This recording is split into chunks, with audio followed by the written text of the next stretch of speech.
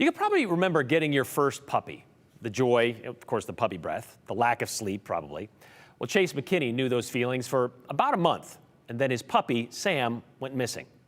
On August 2nd, Sam somehow got out of Chase's apartment on the Boise bench, and she was supposedly seen wandering around the neighborhood shortly after.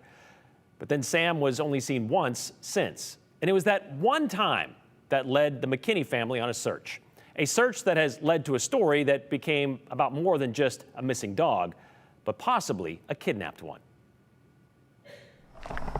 Mid-morning on the Boise bench, and Chico McKinney is midway through another walk. Can I give you a flyer real quick? Except he isn't out here for exercise. She's about 5 months old, so she's probably still pretty small and gangly.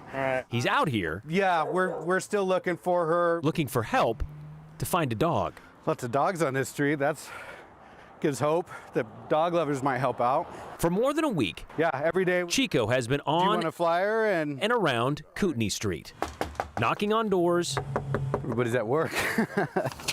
leaving behind flyers. It's all right. They're getting flyers on their doorsteps.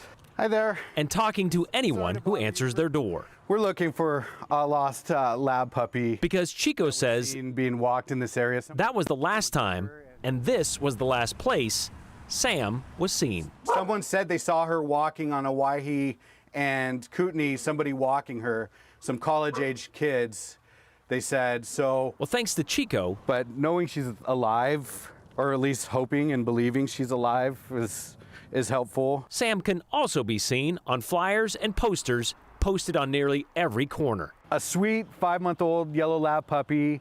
She's really unique looking. She's got some chocolate lab spots on her left shoulder. She's also a Dudley, which means she doesn't have pigment in her nose, around her lips, and around her eyes. You see, Sam belongs to Chico's son, Chase, who lives about a half-mile from here. He had just had her for less than a month when she got out. She was a gift from his girlfriend. It was my son's first puppy, you know, and he was just crushed when she got out, and he feels terrible about the situation. Within hours, they were asking around about Sam. She was seen being walked in this neighborhood, and I'm just kind of canvassing. People handing out and putting up posters for lost pets isn't anything out of the ordinary. But Chico says it's a text message they received exactly a week later that made the search for Sam suspicious. The first message said, "Is there still a reward for her?"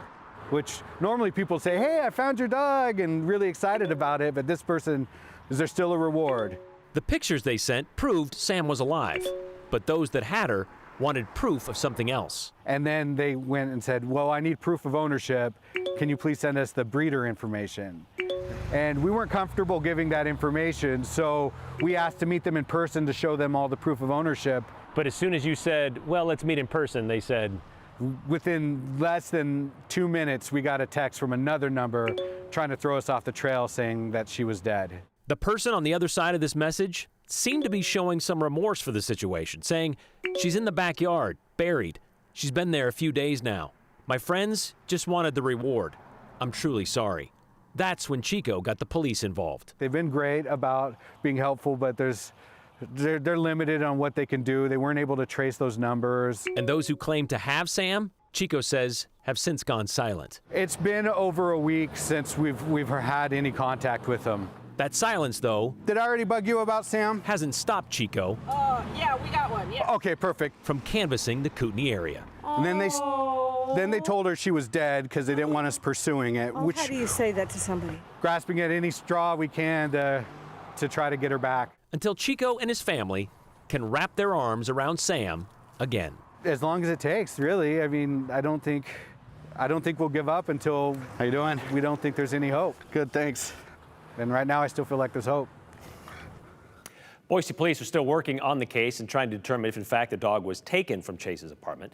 As for the text messages, they confirmed they came from an internet-based phone number, therefore not easy to trace. But they also have hope. They hope if anyone sees Sam, and Chico tells us they had a report as far away as State and Collister area, they hope they can call Ada County Non-Emergency Dispatch or Crime Stoppers. You can also call the number that's on the flyers and the posters scattered around the Boise bench area, 208-860-3197. Chico says whatever anger he feels now towards someone who would be this cruel about his son's dog, he says all that will go away if that someone would do the right thing and return her. Chico says he would shake their hand and say thank you. He just wants the dog back.